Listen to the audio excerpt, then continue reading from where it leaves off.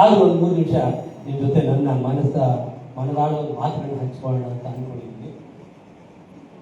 ನಮ್ಮದು ನಿಮಗೆಲ್ಲ ತಿಳಿದ್ರೆ ಗೀತಾದಾಚರಣದ ಕಾರ್ಯಕ್ರಮ ಮಾಡಬೇಕು ಅಂತ 25 ವರ್ಷದಿಂದ ನಾನು ಹೇಮಲತಾ ಒಂದು ಕೂಡಿ ಮಾತನಾಡಿಕೊಂಡು ಶುರು ಮಾಡಿದ್ವಿ.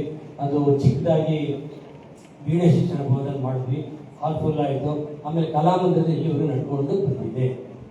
ಅದು ಭಾಳ ಸಂತೋಷ ಕೊಡ್ತಾ ಇದೆ. ಎಲ್ಲಿ ಹೋದ್ರೂ ನಂಬಿದ ಬಿಟ್ಟು ಸತ್ಯವಾದ ಮಾತು. ನಿನ್ನೆ ನನ್ನ ವೈಫ್ ಮಗಳು ಯಾವುದೋ ಊಟಿಗೆ ಹೋಗಿದ್ದೆ, ಆಗ ಡಾಕ್ಟರ್ ಮಗನ ಮದುವೆಗೆ ಅಲ್ಲಿ ಆಡಿಟೋರಿಯಂ ಎಷ್ಟೋ ಹೆಂಗಸರು ಡಾಕ್ಟರ್ ನರಸಿಂಹ ಹಾಡ್ತಾರಲ್ಲ ಅಂತ ಮಾತಾಡ್ಕೊಂಡು ಹೋಗ್ತಾ ಇರ್ತಾರೆ ಅಂತ ಪಾಪ. ಇಟ್ ಇಸ್ ನೈಸ್ ಆಗ್ತದೆ. ಆ ರೆಕಗ್ನೇಷನ್ ಸಿಕ್ಕಿರೋದು ನನಗೆ ಇವತ್ತಿನ ದಿವಸ ಮೈಸೂರು ಒಬ್ಬ ಗಾಯಕ ಅಂತ ರೆಕಗ್ನೇಷನ್ ಸಿಕ್ಕಿರೋದು ಗೀತ ಕಥಾಚಿಂದ ಖಂಡಿತ, ಅದ್ರಲ್ಲಿ 2 ಮಾತಿಲ್ಲ. ಇನ್ನು ಸಂಕ್ಷಿಪ್ತವಾಗಿ ಜಾನಕಮ್ಮ ಅವ್ರ ಬಗ್ಗೆ ನಾನು ಮಾತಾಡೋದು ಇಚ್ಛಿಸ್ತೇನೆ. ಸಂಕ್ಷಿಪ್ತ ಅಂದರೆ ಅವ್ರ ಬಗ್ಗೆ ಮಾತಾಡೋದು ಬಹಳ ಇದೆ. ಅದರ ಕೇವಲ ಒಂದು 3 ನಿಮಿಷ ಮುಗಿಸ್ತೀವಿ. ಕಾರ್ಯಕ್ರಮದ ಬೇಕಾದ ಹಾಡುಗಳಿದೆ. ಜಾನಕಮ್ಮ ಅವರು ನಮ್ಗೆ ಹೇಗೆ ಒಂದು ನಂಟು ಬಂತು ಅಂದರೆ, ನನಗೆ ಅವರು ಅಫ್ಕೋರ್ಸ್ ಇರುವಿರೋ ಜಾನಕಮ್ಮ ಅಂದ್ರೆ ಯಾರಿಗೆ ಇಷ್ಟ ಆಗಲಿ, ಎಲ್ರಿಗೂ ಅವ್ರು ಹಾಡೋದ್ರೆ ಇಷ್ಟ, ಅವ್ರು ನೋಡಬೇಕು ಅಂತ ಇಷ್ಟ, ಎಲ್ಲ ಇಷ್ಟ ಆಗುತ್ತೆ ಎಲ್ರಿಗೂ. ಆದರೆ ಅವ್ರನ್ನ ಭೇಟಿ ಮಾಡೋದು ಹೇಗೆ ಅನ್ನೋದು ದೊಡ್ಡ ಚಾಲೆಂಜ್ ಆಗಿತ್ತು. ಕೊನೆಗೆ ನಾನು ಮೈಸೂರು ಇನ್ನಿಬ್ಬರು ಸ್ನೇಹಿತರು ಸೇರಿ ಅವರು ಹಾಸನ ಜಿಲ್ಲೆಯ ಜಾವಗಲ್ನಲ್ಲಿ ಅಕ್ಟೋಬರ್ 2014 ಇಸ್ವಿ ಅಕ್ಟೋಬರ್ 18ನೇ ತಾರೀಕು ಜಾವಗಲ್ನಲ್ಲಿ ಒಂದು ಕಾರ್ಯಕ್ರಮ ಕೊಡ್ತಾ ಇದ್ದಾರೆ. ಅಲ್ಲಿ ಅವರು ಸನ್ಮಾನ ಮಾಡ್ತಾ ಇದ್ದಾರೆ. ನನಗೆ ವಿಷಯ ಗೊತ್ತಾಯಿತು.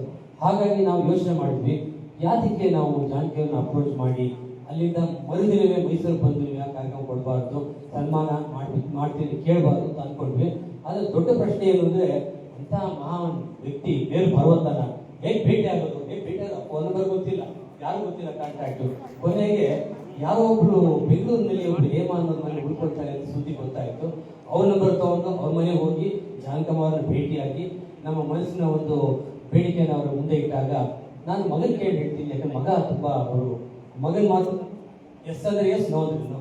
ಮಗನ ಮಾತು ಅವರು ತುಂಬ ಕೇಳ್ತಾ ಇದ್ರು. ಸಂತೋಷ ಹೇಳ್ತೀನಿ ಅಂತ ಹೇಳಿದ್ರು. ಅದನ್ನ ಒಂದೊಂದು ಸರಿ ಬನ್ನಿ ನೋಡೋಣ ಅಂತ ಹೇಳಿದ್ರು. ನಮ್ಗೆ ಕನ್ಫರ್ಮೇಷನ್ ಆಗಿಲ್ಲ. ಇನ್ನೊಂದು ಸರಿ ಟೈಮ್ ತೊಗೊಂಡು ಹೋದ್ವಿ.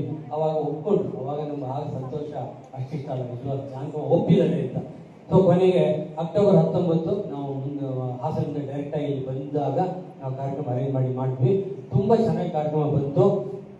ಅವತ್ತಿನ ದಿವಸ ಎಷ್ಟು ಮಳೆ ಅಂದರೆ, ಬೆಳಿಗ್ಗೆನೂ ಸುರಿತು, ಮಧ್ಯಾಹ್ನವೂ ಸುರಿತು. ಒಂದಿಬ್ರು ಕೇಳಿದ್ರು, ನೀವು ಆಡಿಟೋರಿಯಂ ಚೇಂಜ್ ಮಾಡಿದ್ದೀರಾ, ಮಳೆ ಬರ್ತಾ ಇದೆ ಅಂತ ಅವತ್ತಿನ ದಿವಸ ಕೇಳಿದ್ರು.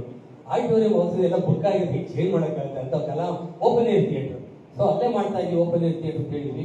KB ಗಣಪತಿ ಅವ್ರಿಗೆ ಇಂಟರ್ವ್ಯೂ ಕೊಡೋಕೆ ಹೋದಾಗ ಮಳೆ ಬಂದು ಏನು ಮಾಡ್ತೀರಾ ಡಾಕ್ಟರ್ ಅಂತ ಕೇಳಿದ್ರು. ಸರ್ ಮುಂದ್ಗಡೆ ಅವರೆಲ್ಲ ಸ್ಟೇಜ್ ಮೇಲೆ ಆಕ್ಯುಪೈ ಮಾಡ್ಕೊಡ್ತೀವಿ, ಇದ್ದವರೆಲ್ಲ ಕುರ್ಚಿ ಇಟ್ಕೊಂಡಿದ್ರು, ತಲೆ ಮೇಲೆ ಹಾಕೊಂಡಿರ್ಬೇಕು ಅಂದ್ವಿ. ಇನ್ನೊಬ್ಬ ಫ್ರೆಂಡ್ ಕೇಳ್ದ, ಮಳೆ ಬಂದ್ರೆ ಏನು ಮಾಡ್ತಾರೆ ನಡ್ಸಕ್ಕಾಗಲ್ಲ, ಆಕಾಶನೇ ಛತ್ರಿ ಇದೆ. ಅವರಿಗೆ ಧೈರ್ಯ ಮಾಡಿದ್ವಿ. ಕಾರ್ಯಕ್ರಮ ಚೆನ್ನಾಗಿ ನಡೀತು. ಅದಾದ್ಮೇಲಿಂದ ತುಂಬ ಹತ್ರ ಆಯ್ತು ಜಾನಕಮ್ಮ ಅವರು. ಸೊ ಇಲ್ಲಿ ಹೇಳ್ತಾ ಹೋದ್ರೆ ಬೇಕಾದಷ್ಟಿದೆ, ಅದು ಎಂಡ್ಲೆಸ್ಸು. ತುಂಬ ಅಂದರೆ ನನಗೆ ನನ್ನ ಜೀವನದಲ್ಲಿ ಜಾನಕಮ್ಮರು ಅಷ್ಟು ನಮ್ಗೆ ಹತ್ರ ಆಗ್ತಾರೆ ಅಂತ ಅನ್ಕೊಂಡಿರಲಿಲ್ಲ. ತುಂಬ ನನ್ನ ಪ್ರೀತಿಸೋರು, ನನ್ನ ಹಾಡನ್ನು ತುಂಬ ಇಷ್ಟಪಡೋರು. ಸತ್ಯವಾದ ಮಾತು, ಸುಳ್ಳಲ್ಲ. ನಾನು ಎಷ್ಟೊಂದು ಹೇಳಿ ನಮ್ಮ ತುಂಬ ಹೊಗಳ್ಬೇಡಿ, ನಾನು ತುಂಬ ನನ್ನ ಮನಸ್ಸು ಮುಜುಗರ ಆಗುತ್ತೆ ಅಂದರೆ, ಇಲ್ಲ ನೀವು ಚೆನ್ನಾಗಿ ಆಡ್ತೀರ, ಮನಪೂರ್ವವಾಗಿ ಹೇಳ್ತಾ ನೀವು ಒಳ್ಳೆ ಗಾಯಕ ಅಂತ ಹೇಳಿದರು. ಅದೇ ನಾನು ಹೇಳಿದೆ, ಅಮ್ಮ ನೀವು ಚಿನ್ನದ ಕಿರೀಟ ಅಂತ ನೀವು ಹೇಳಿ ಮಾತುಗಳೇ ದೊಡ್ಡ ಆಸ್ತಿ ಅಂತಂದರೆ. ಅಂತ ಕಳ್ಕೊಂಡು ನಿಜವಾಗ ನಾವು ಅನಾಥರಾಗಿದ್ದೀವಿ. ಆದರೂ ದೇವರು ಅಂತಹ ಮಹಾಪುರುಷನ್ನ ಮತ್ತೆ ಸೃಷ್ಟಿಸಲಿದೆ ಕೇಳ್ತಾ ನಾನು ಮಾತನ್ನು ಮುಗಿಸ್ತೀನಿ. ನಮಸ್ಕಾರ.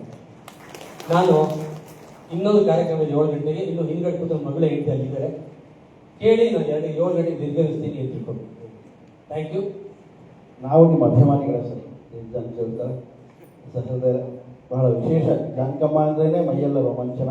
ಅವರು ಮೈಸೂರಿನಲ್ಲಿ ಬಿತ್ತಲ್ಪಟ್ಟಿದ್ದಾರೆ ಅನ್ನೋದೇ ಬಹಳ ದೊಡ್ಡ ಸಂಭ್ರಮ ನಮಗೆ. ಹಾಗಾಗಿ ಮತ್ತೊಮ್ಮೆ ಹುಟ್ಟಿ ಬರಲಿ, ಅದು ಮೈಸೂರಿನಲ್ಲೇ ಅಂತೇಳಿ ಆಶಿಸ್ತಾ ಕಾರ್ಯಕ್ರಮದ